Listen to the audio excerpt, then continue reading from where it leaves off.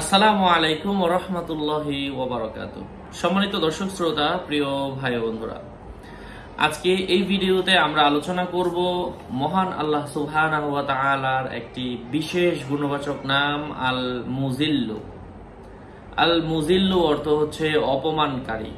এই নামটি পাঠ করলে কি হয়, আলোচনা বুঝতে সাথেই থাকবেন।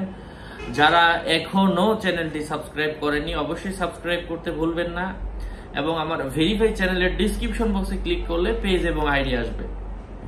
এছাড়া অন্য কোনো পেজ নাই, আইডি নাই, ইমো নাই, হোয়াটসঅ্যাপ নাই, টিকটক নাই। সাবধান, আমার নাম আর ছবি থাকলে আমি না।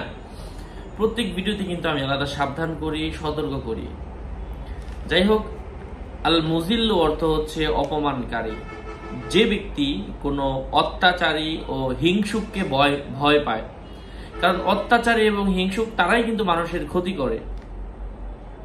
সে যদি সেজদার মধ্যে গিয়ে অর্থাৎ আল্লাহু আকবার বলে একটা সেজদা দিয়ে দিবে, ওই সেজদার মধ্যে 3 বার সুবহানা রাব্বিয়াল আ'লা বলার পরে 75 বার আল মুজিল্লু যদি পাঠ করে, এবং মনে মনে তার নিয়ত থাকবে যে তার ক্ষতি করে তার থেকে বাঁচা, হিংসুকের হিংসা থেকে, অত্যাচারের অত্যাচার থেকে বাঁচা।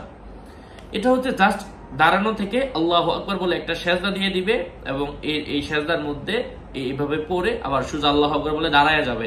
এটা যে কোনো সময় করতে পারেন, এটা হচ্ছে একটা নিয়ম। এবং আল্লাহ তাআলা অত্যাচার, হিংসা এবং অমঙ্গল দূর করে দিবেন।